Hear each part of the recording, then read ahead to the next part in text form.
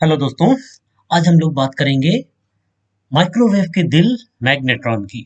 कैसे मैग्नेट्रॉन काम करता है और अगर खराबी मैग्नेट्रॉन में होती है तो हमें किन किन चीज़ों को चेक करना है। तो आइए चलते हैं, बात करते हैं मैग्नेट्रॉन की। अगर हमें मैग्नेट्रॉन को टेस्ट करना है, चेक करना है, तो हमारे पास प्रॉपर इक्विपमेंट होना चाहिए। एक स्क्रू ड्राइवर चाहिए है, प्रॉपर स्क्रू ड्राइवर हो जिसमें प्लास्टिक का हैंडल हो ताकि इलेक्ट्रिकल शॉक से बचा जा सके। प्रॉपर मल्टीमीटर हमारे पास होना चाहिए। इसी तरीके से कई बार हमको ज़रूरत पड़ती है कैपेसिटर्स को शॉर्ट करने की, तो उसके लिए भी हमारे पास 20 किलो ओम का एक रजिस्टर होना चाहिए।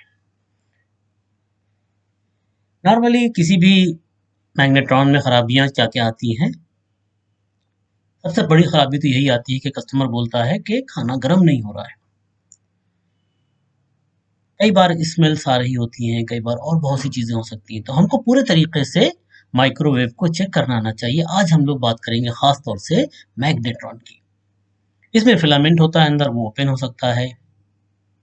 फिलामेंट और एनोड शॉर्ट हो सकते हैं, लीकेजेस हो सकते हैं, एंटीना खराब हो सकता है, उसमें एक स्पेशल गैस्केट होता है, उसमें खराबी आ सकती है, रिंग मैग्नेट्स होते हैं, हम लोग देखेंगे आगे।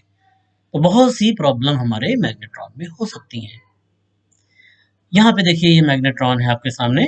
इसमें ऊपर आपको ये एंटीना दिख रहा है। ये हमारा रेडियो फ्रिक्वेंसी सील होती है, या इसको हम लोग गैस्केट भी बोलते हैं। ये मेश टाइप की होती है। यहाँ पे आप देखेंगे तो ये फिन्स टाइप की लगी रहती हैं जो हीट को डिसिपेट करती हैं, बाहर निकालती हैं। ये हमारा फिलामेंट का टर्मिनल है। और यहाँ पे देखेंगे तो ये दो रिंग जो दिख रहे हैं, ये हमारे रिंग मैग्नेट्स हैं। ये कंस्ट्रक्शन हमारे सामने मौजूद है मैग्नेट्रॉन का। यहाँ पे देखिए किस तरीके से मैग्नेट्रॉन जो है वो वर्क करता है।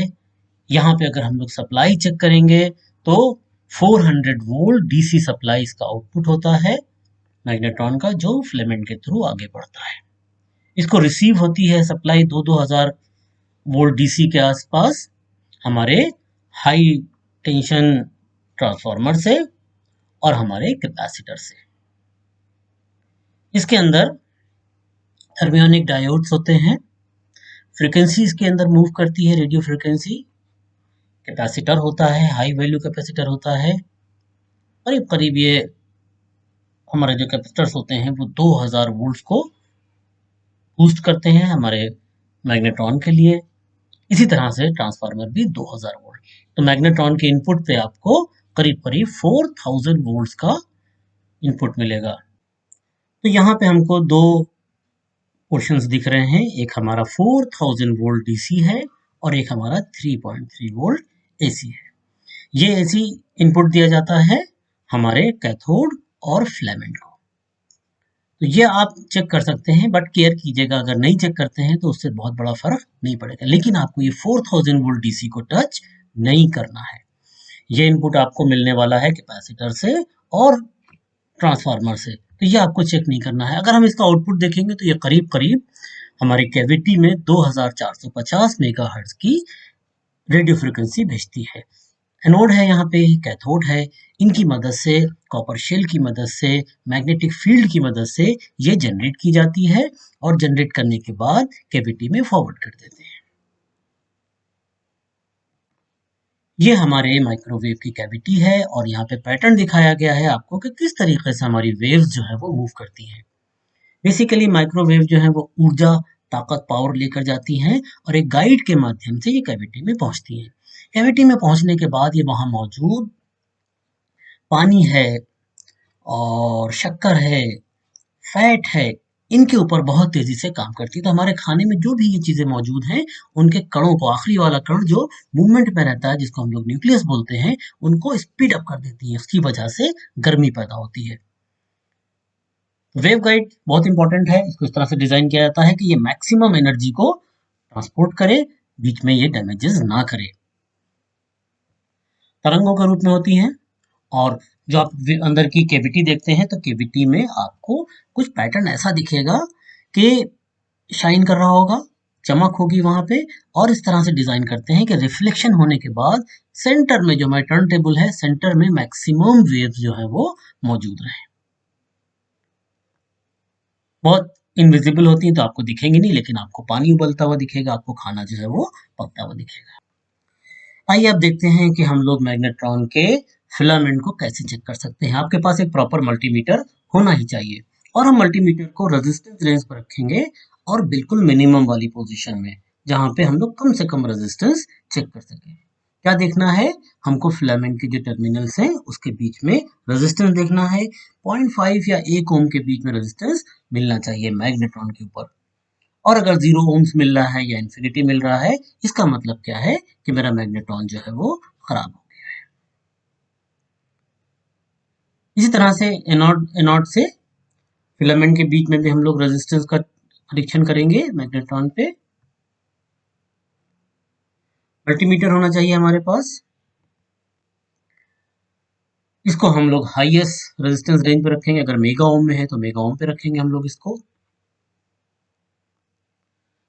जब हम रेजिस्टेंस चेक करेंगे तो हमें कोई भी मूवमेंट नहीं दिखना चाहिए, किसी तरह का भी मैग्नेट्रॉन की बॉडी से और उसके टर्मिनल से हमको मूवमेंट नहीं दिखना चाहिए। अगर जरा सा भी मूवमेंट दिखता है किसी तरीके का भी, तो फिर वो हमारा मैग्नेट्रॉन जो है वो अर्थ कर गया है, मैग्नेट्रॉन जो है वो प्रॉपर काम नहीं कर रहा है। तो इस तरह से हम लोग दोनों चीजें चेक कर सकते हैं। आइए यहाँ पे देखते हैं कि किस तरीके से हम फिलामेंट का रेजिस्टेंस चेक कर सकते हैं। ये हमने आपके सामने मैग्नेट्रॉन रखा है। पहले बीप सुन लेंगे कि इसमें बीप आ रही है कि नहीं आ रही है, फिर हम यहाँ पे रेजिस्टेंस चेक करेंगे। जब रेजिस्टेंस चेक करेंगे तो आपको 1 ओम रेजिस्टेंस मिलना चाहिए। तो ये बहुत सिंपल सी टेस्टिंग है। यहाँ पे आपको दिख रहा है कि अगर ये मैग्नेट ब्रेक हो गया है तो ये प्रॉपर काम नहीं करेगा। इसी तरीके से अगर ये गाइड में डिस्टर्ब हो गई है, ब्लैक पड़ गई है, जल गई है, तो ये फिर हमारा माइक्रोवेव प्रॉपर काम नहीं करेगा। ये देखिए आपके सामने दिख रही है, ये गाइड यहाँ पे लगी रहती है। तो इसको तो हम लोग देख कर ही अंदाजा लगा सकते हैं। आगे चलते हैं। फिलामेंट जो हमारा चेक हमने किया था, उसके साथ साथ हम इसका मैग्नेट्रॉन के आगे जो उसका एंटीना लगा रहता है, इस एंटीना को भी हम लोग विजिबली देखेंगे। अगर ये ब्लैक हो गया है, जल गया है, तो फिर ये आगे काम करने वाला नहीं है। अक्सर क्या होता है, तरंगे जब लौट के आती हैं, खासतौर से जब हम मेटेलिक इसमें कुछ रख देते हैं, तो बहुत बार ये हमारा बर्न हो जाता है, मैग्नेट्रॉन हमारा खराब हो जाता है। तो थोड़ी केयर करेंगे तो ये बहुत दिनों तक चलने वाली हमारे प्रोडक्ट्स हैं। एंटीना पे गंदगी लग जाती है किसी वजह से, तो भी ये खराब होने के चांसेस इसमें रहते हैं। ये हमारे सामने गाइड है। अगर प्रॉपर फिट नहीं है ये या जल गई है, तो दोनों कंडीशंस में गाइड्स को चेंज करना चाहिए। गंदी हो गई है, इसके ऊपर खाना लग गया है, तो भी हम इसको गाइड को क्लीन करें। इसी तरह से हमारे मैग्नेट्रॉन में एक मेटालिक गैस्केट रहता है, मेश रहती है ऑरेंज कलर की, येलो कलर की।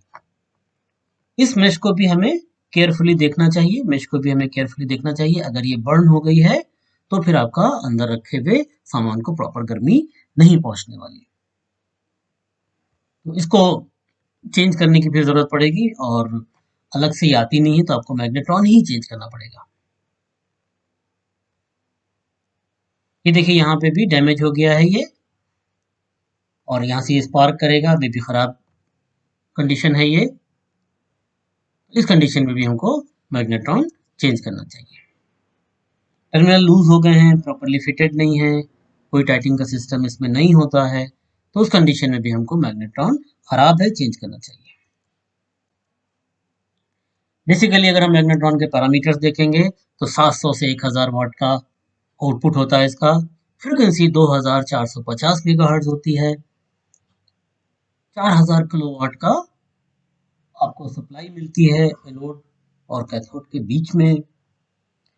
300 डिग्री सेल्सियस तक हमारा एनोड टेम्परेचर दे सकता है, गर्म हो सकता है।